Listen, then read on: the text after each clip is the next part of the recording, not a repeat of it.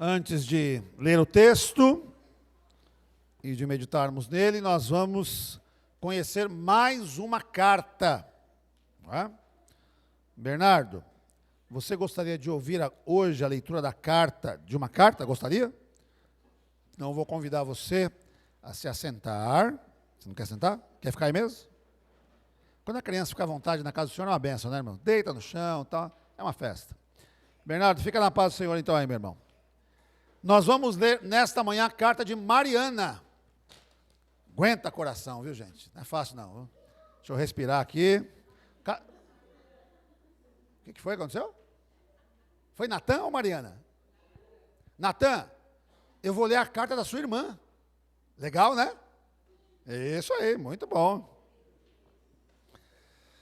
Vamos lá, minha gente. Eu, Mariana, escrevo essa carta à Igreja Presbiteriana do Jaraguá com a graça e a paz de Jesus Cristo.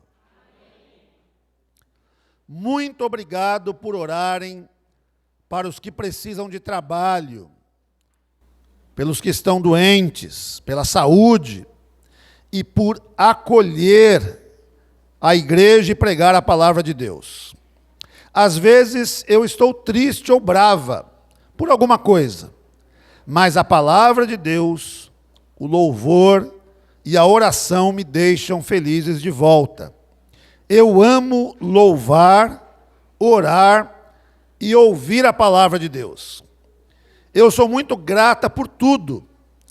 Quando tem uma cantata ou algum evento, fico muito feliz também, porque eu amo ficar com os meus irmãos. Respira. Todos os irmãos daqui enviam saudações, e esta é a minha saudação, irmãos, de toda a igreja. Que a graça do Senhor Jesus Cristo esteja com vocês, com todo carinho e amor, Mariana. Cadê a Mariana? Muito bom, Mariana. A gente também fica muito contente de estar com você aqui na igreja, viu? É muito bom. Aliás, é muito bom estarmos juntos de fato. Né? Nós nos lembramos que esta unidade, essa união, essa comunhão, ela foi comprada com um preço precioso. Deus pagou caro por essa união. E a missão da igreja, além de pregar o evangelho, é manter essa união. E manter a união inclui as crianças. As crianças também são parte integrante da vida da igreja. Então, mais uma vez, nós queremos louvar a Deus pela vida das nossas crianças, pela vida dos seus professores e professoras, por essa iniciativa tão boa de fazer com que as nossas crianças escrevam essas cartas. Eu tenho falado isso, irmãos, para vários pastores. Tem muita gente que vai copiar a ideia, viu? Falar na igreja, as crianças estão escrevendo cartas para a igreja. Tá? Ah, é? Que muito legal, né? Fui pregar em Poá, na igreja do reverendo Jubal, falei para ele lá, vamos fazer aqui também, né? Falei para o reverendo Riveles, para o pessoal do presbitério, que bacana, vamos fazer aqui também. E é muito bom isso, gente. É muito bom. Eu não sei quem vai ser a carta da semana que vem, tá? Mas fique aí na expectativa, pode ser a sua, tá bom? E se você ainda não escreveu uma carta, está em tempo, pode escrever. Procura a professora Sara, ou a professora da sua classe, olha, eu quero escrever uma carta para a igreja. E vão te ajudar a fazer isso. Muito bom. Abra sua Bíblia no livro de Jó, capítulo 31.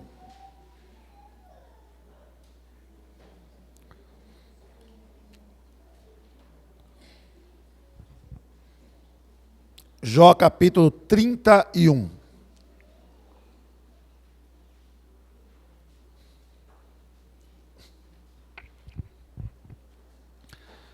Em Jó capítulo 31, nós temos perguntas que Jó faz, e nós começamos na semana passada a meditar nelas, entendendo que nós também devemos fazer estas mesmas perguntas. E a gente chamou isso, esse exercício de conversas com o travesseiro. É reclinar a cabeça sobre o travesseiro e antes de dormir, se perguntar, se questionar a respeito da vida, da nossa atitude, da nossa conduta, do nosso pensar, agir, falar, olhar. Então, as perguntas que Jó faz a si mesmo nos ajudam nesse exercício. A gente lembra quem é Jó, lembrou semana passada, era um homem temente a Deus, um homem que se desviava do mal, um homem rico, um homem com muitos bens, com uma família grande e que de repente perde tudo.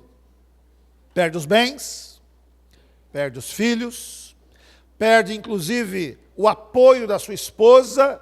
Nós não lemos, mas ela diz em Jó: amaldiçoa esse Deus e morra. E Jó diz: nós não fomos fiéis no pouco, no muito, não seremos no pouco. Né? Então Jó guardou a sua integridade. E aqui então, a partir do versículo 9 de Jó 31, nós encontramos mais algumas perguntas interessantes que devemos nelas meditar. Jó 31, do 9 ao 12. Se o meu coração se deixou seduzir por causa de mulher, se andei à espreita à porta do meu próximo, então moa minha mulher para outro, e outros se encurvem sobre ela, pois seria isso um crime hediondo, delito à punição de juízes, pois seria fogo que consome até a destruição, e desarraigaria toda a minha renda. Jó pergunta então: eu cobicei a mulher do meu próximo? Essa é a pergunta que Jó faz. Eu cobicei a mulher do meu próximo? E cobiçar a mulher do próximo é uma conduta, uma atitude que nós encontramos lá nos 10 mandamentos. É uma atitude que Davi fez. Um pecado onde Davi caiu. Ele cobiçou a mulher do seu próximo. Por isso, Davi, diferentemente de Jó, não poderia fazer essa pergunta com a consciência tranquila. Davi não poderia perguntar para Natã: mas por acaso eu cobicei a mulher do meu próximo? Natã diria: sim. É claro que você cobiçou. E não apenas cobiçou. Ela não foi apenas objeto da sua cobiça, mas você a tomou para si. Você matou o seu marido. Você cometeu um grave pecado diante de Deus. Mas Jó pergunta isso de consciência tranquila. Eu cobicei a mulher do meu próximo? A situação descrita nesses versos assemelha-se ao cenário construído em Provérbios da mulher adúltera, onde o filho é instruído a nem se aproximar do caminho dela. Provérbios 2,16, Provérbios 5,3, Provérbios 5,8, Provérbios 6,20, 6,26, 7,21 e 30,20. Ou seja, em vários textos de Provérbios, há uma solene advertência. Não se aproxime da mulher adúltera. Não seja adúltero. Não cobice a mulher do próximo. E a oração de Jó, neste ponto, está tratando de 2 aspectos. O ato de ser seduzido, e a gente recorre aqui à aula que o presbítero Vitor deu hoje pela manhã, na 6ª petição da oração do Pai Nosso, da oração do Senhor: e não nos deixes cair em tentação, mas livra-nos do mal.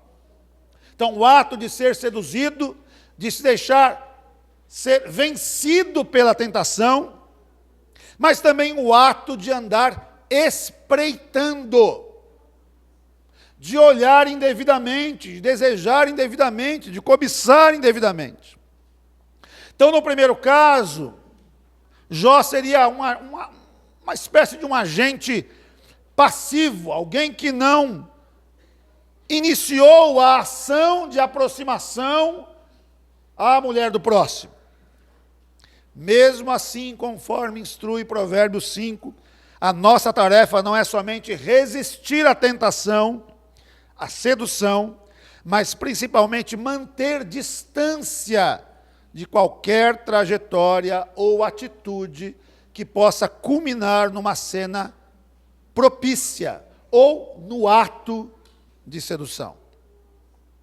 Já com respeito ao segundo caso, o ato de andar espreitando, aí Jó seria um agente ativo. É ele quem está fazendo, é ele quem toma a atitude.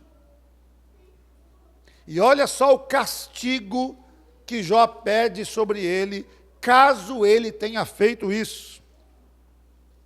Que a sua esposa trabalhe como escrava para outro e que outros homens se encurvem diante dela. Ou seja, se deitem com ela. Nos dias de Jó, cobiçar a mulher do próximo era considerado algo odioso, hediondo. E as consequências comparadas a ser consumido pelo fogo até a destruição. Provérbios 2, 16 a 19. Olha o que o texto diz. Para te livrar da mulher adúltera, da estrangeira que lisonjeia com palavras, a qual deixa o amigo da sua mocidade e se esquece da aliança do seu Deus, porque a sua casa se inclina para a morte, e as suas veredas para o reino das sombras da morte. Todos os que se dirigem a esta mulher não voltarão, e não atinarão com as veredas da vida.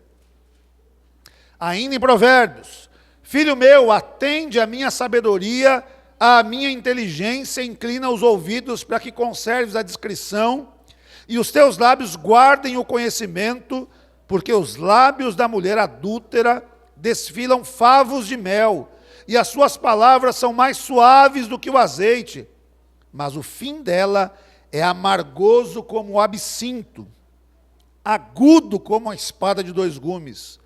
Os seus pés descem à morte, os seus passos conduzem ao inferno. Ela não pondera a vereda da vida, anda errante dos seus caminhos e não sabe. Agora, pois, filho, dá-me ouvidos e não te desvies das palavras da minha boca. Afasta o teu caminho da mulher adúltera, e não te aproximes da porta da sua casa, para que não des a outrem a tua honra, nem os teus anos a cruéis, para que dos teus bens não se fartem os estranhos, e o fruto do teu trabalho não entre em casa alheia. Meus irmãos, percebam que solenes advertências nós temos na palavra de Deus contra o adultério. Pastor, mas falar de adultério na igreja, meus irmãos, tem adúltero na igreja. Tem adúltero na igreja, irmãos. Ou você acha que não? Pastor, mas aqui nessa igreja? Não estou dizendo isso. Eu estou dizendo que crentes caem em adultério. Que crentes, e aqui, obviamente, sejam homens ou mulheres, deveriam fazer essa pergunta ao final do dia, diante do travesseiro, diante de Deus. Eu olhei para a mulher alheia, eu olhei para o homem alheio. Jó nos lembra que nós precisamos vigiar o nosso olhar, que nós precisamos vigiar o nosso coração, que nós precisamos nos guardar, pedir a Deus que nos livre, nos dê forças para resistirmos às tentações que vêm sobre nós, porque como nos lembramos da escola dominical, nós todos somos tentados, meus irmãos. e nós nos fortalecemos orando a Deus, conhecendo a verdade de Deus revelada, como estamos fazendo hoje aqui, nos juntando em oração, orando uns pelos outros, para que não caiamos em tentação. Existem vários outros textos que falam a respeito disso, do mesmo assunto. Se prosseguíssemos em Provérbios, vários textos apontam para essa necessidade. Cuidado! Cuidado! Eu vou tomar o exemplo do pai da Cris, a quem eu não conheci, né? O seu Cristino. Não é à toa que Cristiane chama Cristiane, né? Seu Cristino. Né? E que o irmão dela chama Cristina. Né? E a outra irmã, Ana Cristina. Né? E por aí vai. Né? O que o pai dela dizia? Não tem amizade entre homem e mulher, não. Homem e mulher não é amigo, não. E muitos antigos diziam isso. Talvez haja um exagero nisso. Ok? Mas também há um grau de verdade nisso. Ou seja, o que está por trás da frase é cuidado. Cuidado. Muito cuidado. Para quem esteve aqui no dia 16, passamos o filme aí, a história de nós dois, vai lembrar que a mulher, Michelle Pfeiffer, a atriz, acusa o marido, Bruce Willis, não é isso? Bruce Willis? Dizendo, mas você estava falando com uma outra mulher acerca de nós, da nossa intimidade, das nossas coisas. Ele não, e falou que era a namorada dele. Não, não é minha namorada, mas como você falou com outra mulher acerca de nós? Vocês estavam falando num clima de intimidade ali. O cara está dizendo, por que você abriu o seu coração para falar dos nossos problemas com outra mulher? Você não devia ter feito isso. E regra geral, meus irmãos, a gente não deve fazer isso mesmo. Jó pergunta, cobicei a mulher do meu próximo? E Jó poderia aqui responder, não, eu não fiz. Eu e você, homem, e você também, mulher, deve-se fazer essa pergunta a cada noite, diante do travesseiro. Louvado seja Deus se a resposta for, não cobicei. Não olhei indevidamente, não desejei na mente, não projetei. Mas se a resposta for sim, se arrependa, confesse a Deus, abandone esse pecado, peça para Deus forças para que você vença essas tentações. A pergunta de Jó nos lembra disso. Mas Jó pergunta mais. Versículos 13 a 15, acompanha a leitura.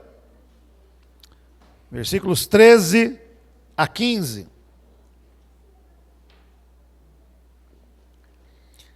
Se desprezei o direito do meu servo ou da minha serva, quando eles contendiam comigo, então o que faria eu quando Deus se levantasse? E inquirindo ele a causa, que lhe responderia eu? Aquele que me formou no ventre materno, não os fez também a eles? Ou não é o mesmo que nos formou na madre? Qual a pergunta que Jó faz aqui? Eu oprimi aqueles que me serviam? Eu tratei indevidamente aqueles que estão subordinados a mim? Eu não agi adequadamente com os meus funcionários, por exemplo? Eu não honrei ou eu desrespeitei os meus liderados? Essa é a pergunta de Jó. Jó era um renomado juiz em sua época e poderia ter tentado torcer a justiça e negar o direito aos que lhe serviam quando contendessem com ele. negar e reter aquilo que é devido aos que nos servem é um pecado cobrado prontamente pelo próprio Deus, o qual certamente se levantará e cobrará explicações. Todavia, essa passagem concretiza uma ética humanitária sem comparação no mundo antigo. Jó vivia numa sociedade de escravos e senhores, como em todos os lugares do Antigo Oriente. Mas no seu modo de avaliar, o escravo não é um objeto que nós possuímos, mas uma pessoa de direitos, reconhecidos pelo próprio Deus. O versículo 13 demonstra que Jó acreditava que o escravo tinha o direito de demandar um processo contra o seu senhor. Então veja que o pensamento de Jó era um pensamento incomum para a época. Ele está dizendo, qual que é a diferença entre eu e o escravo? Deus não fez ele na madre da mãe dele, não me fez também? Qual a diferença? Jó está dizendo, não há diferença entre seres humanos. Não há. E isso vale para qualquer relação humana, inclusive na igreja. Eu sou pastor, então tem que me chamar de reverendo, de senhor e tal. Gente, no que eu sou diferente de vocês? No que um presbítero é diferente de um diácono? Nada. Nós exercemos uma função no corpo de Cristo, para a qual fomos chamados e devemos fazer isso da melhor maneira possível. No que um patrão é diferente de um empregado? Mas pastor, o patrão é rico, tem dinheiro, o empregado é pobre. Mas no que o dinheiro nos diferencia como seres humanos? O dinheiro pode fazer com que você tenha acesso, mais ou menos dinheiro, né? Acesso a algumas coisas, o outro não tenha, mas no que isso nos diferencia como seres humanos diante de Deus? Absolutamente nada. E Jó reconhece isso na sua época. Como lembrado, uma época de escravos e de senhores. Uma época em que escravos eram, por muitos, tratados como objeto, como uma propriedade. E não vai longe. Ontem, pensando em história, no nosso país, no nosso Brasil, escravos negros eram tratados como objetos. Uma propriedade, cujo senhor poderia dispor da vida, simplesmente, ponto final. E Jó se pergunta, eu oprimi aqueles que me serviam? Eu destratei?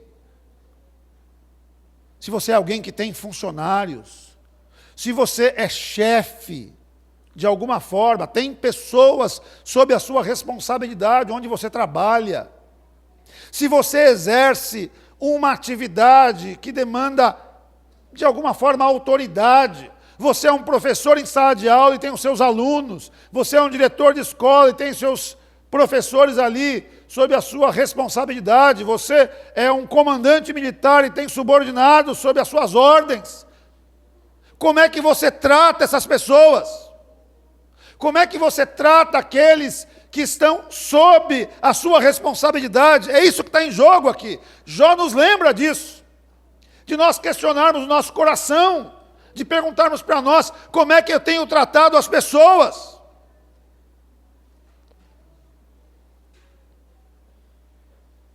Paulo aos Efésios, 2 vezes, na verdade, primeiro aos Efésios, depois aos Colossenses, nos diz assim, e vós, senhores, de igual modo, procedei para com eles, deixando as ameaças, sabendo que o Senhor, tanto deles como vosso, está nos céus, e que para com ele não há acepção de pessoas.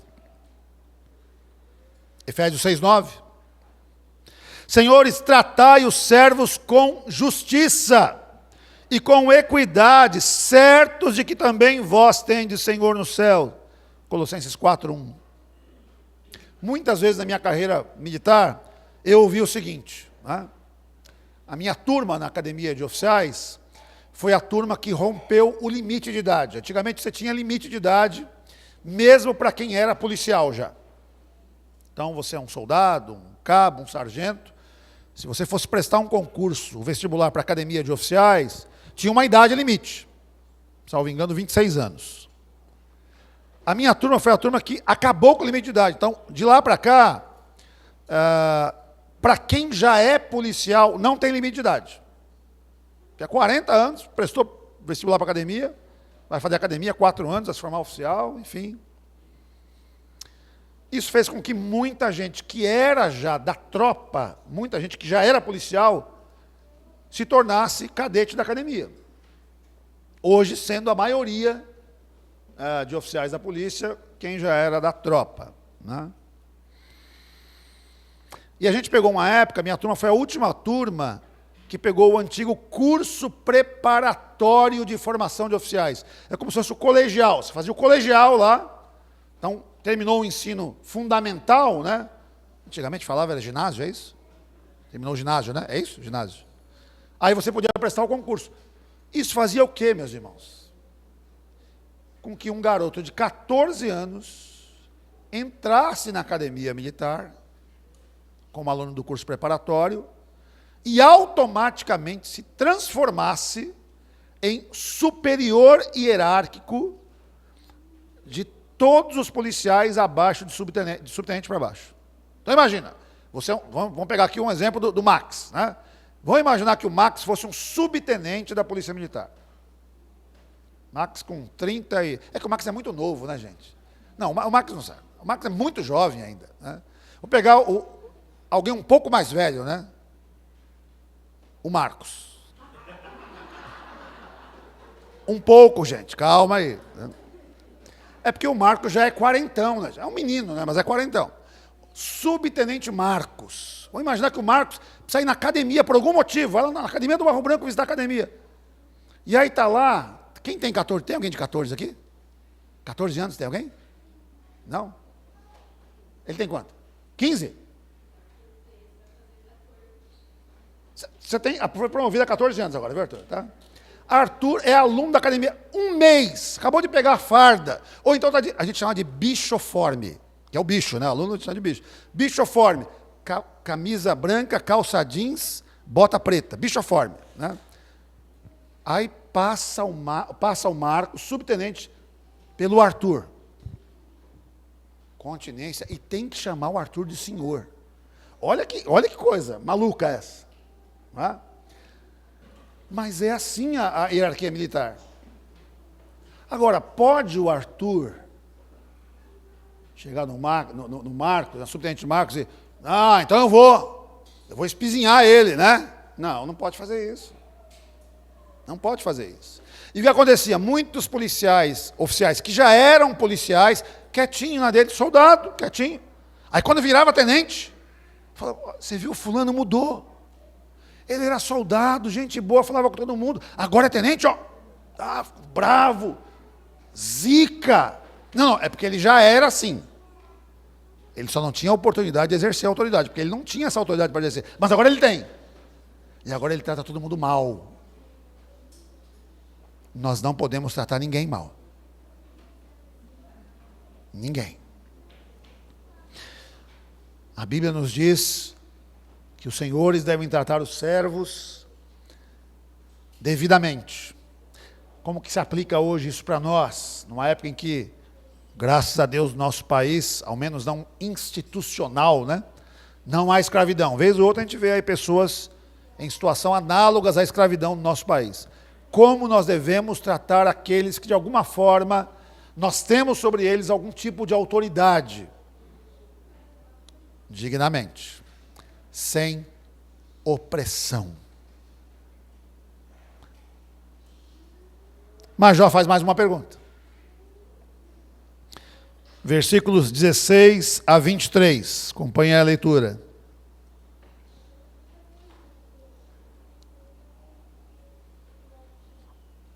Jó 31, 16 a 23. Se retive o que os pobres desejavam, ou fiz desfalecer os olhos da viúva, ou se sozinho comi o meu bocado, e o órfão dele não participou, porque desde a minha mocidade cresceu comigo como se eu lhe fora o pai, e desde o ventre da minha mãe fui o guia da viúva. Se a alguém vi perecer por falta de roupa, e ao necessitado por não ter coberta, se os seus lombos não me abençoaram, se ele não se aquentava com a lã dos meus cordeiros, se eu levantei a mão contra o órfão, por me ver apoiado pelos juízes da porta, então caia a omoplata do meu ombro, e seja arrancado o meu braço da articulação, porque o castigo de Deus seria para mim um assombro, e eu não poderia enfrentar a sua majestade. A gente poderia traduzir tudo isso aqui com uma pergunta: eu demonstrei generosidade? Eu fui generoso? Mais uma vez tangenciando a aula do Vitor, não é? Quando falou de economia, que a economia, vista como um ente, como uma entidade quase, né? Como se fosse uma coisa à parte, com vida própria, pode fazer com que a gente se esqueça da generosidade. O Vitor citou, mas a economia está difícil, né? A gente o dinheiro está curto, então eu não preciso ser generoso. E Jó se questiona, eu demonstrei generosidade? Em Jó 22, 7, a partir daí, Elifas, acusou Jó de desumanidade para com os pobres e indefesos. No capítulo 24, Jó fustigou os perversos por semelhante conduta. E no capítulo 29, ele insistiu em que não participava de tal coisa. Aqui ele repete essa negação. O cuidado para com as viúvas e os órfãos e outras pessoas indefesas era uma das obrigações mais sagradas em Israel. Porque isso correspondia ao desejo de Deus. Se a referência ao órfão continua no verso 21, então o gesto de levantar a mão poderia envolver um negócio fraudulento ou um desvio da justiça, o lugar dos negócios públicos e até mesmo a violência física. Jó diz, não, eu não fiz nada disso. Nada disso. Ele se defende dessa acusação. E ele se coloca na condição, olha, se eu fiz isso, que caia a omoplata do meu ombro. O que é a omoplata? Omoplata, o que é? É aqui? Não, onde que é? É atrás? É a pá do ombro, né? Pá, é isso? Não, no popular, é a pá do ombro, né? Então, cai a pá do meu ombro. Que o meu braço seja arrancado se eu fiz isso. Jó não fez. Mas a gente já fez. O quanto nós somos generosos. Vou ler de novo. Se retive o que os pobres desejavam, ou fiz desfalecer os olhos da viúva. A ideia de tirar a esperança, né? De tirar a esperança. Ou se sozinho comi o meu bocado e o órfão dele não participou. Se alguém vi perecer por falta de roupa e ao necessitado por não ter coberta. Você sabia que tem gente que morre por falta de roupa e de coberta? Né? Nesses dias frios, o inverno está chegando aí, a gente teve uma trégua agora aqui, né? Mas quem sabe a gente tem um inverno bem rigoroso. Tem gente que mora na rua, tem gente que morre de frio. Se você morrer de frio, Jó disse: se eu fiz tudo isso, se eu me omiti, se eu, podendo ajudar, não ajudei, que me aconteçam essas desgraças. E isso nos leva a pensar em nós, meus irmãos. Será que a gente não tem feito isso? Será que nós não temos sido omissos em relação à generosidade? A aplicação prática se dá no sentido de que o homem ou a mulher de Deus precisa ser capaz de perguntar diante dele a respeito da generosidade manifestada na sociedade. Generosidade é diferente de negar o direito aos que nos servem.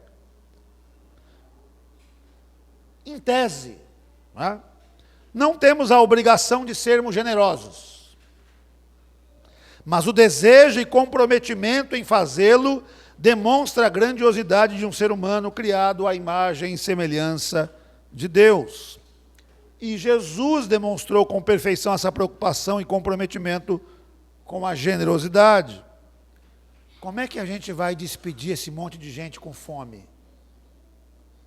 Não, a gente não pode fazer isso. Jó demonstra proporcional seriedade quando ora, pedindo que caia a omoplata do seu ombro e seja arrancado o seu braço da articulação, se algum dia fosse comprovado que ele deixou passar a oportunidade de demonstrar generosidade ao seu próximo. Aprendei a fazer o bem. Olha só que coisa linda, hein?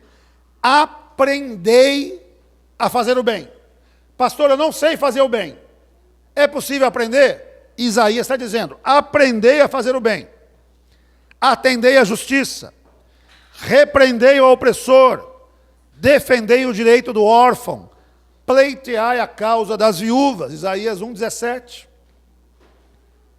Ora, naqueles dias, cadê os diáconos? Diáconos, tem algum diácono aí? O Eduardo aí, Ora, naqueles dias, multiplicando-se o número dos discípulos, houve murmuração dos helenistas contra os hebreus, porque as viúvas deles estavam sendo esquecidas na distribuição diária. Esse problema deu origem à instituição do diaconato na igreja. A gente precisa encarregar alguns homens dessa missão, desse papel. A gente não pode deixar de lado a pregação da palavra, a oração, para fazer isso. Vamos constituir homens cheios do Espírito Santo para fazer isso. Não deixar que as viúvas, de que origem for, sejam esquecidas. Que os órfãos sejam esquecidos. Pastor, não tem viúva passando fome, nem órfão passando fome na nossa igreja. Mas, eventualmente, alguém na nossa igreja pode passar por alguma dificuldade e a gente tem que estar, atento e olhar e perceber e agir, fazer alguma coisa. A religião pura e sem mácula para com o nosso Deus e Pai é esta: visitar os órfãos e as viúvas nas suas tribulações e a si mesmo guardar-se incontaminado do mundo. Olha que coisa impressionante, né? A verdadeira religião é: seja santo, viva separado do mundo, mas não separado a ponto de você não se aperceber que viúvas e órfãos precisam ser visitados nas suas tribulações. Afastar-se do mundo não é afastar-se das pessoas. Afastar-se do mundo não é afastar-se das necessidades do próximo. Você é generoso?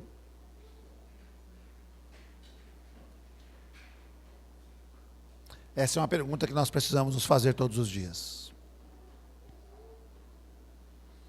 Eu cobicei a mulher do próximo?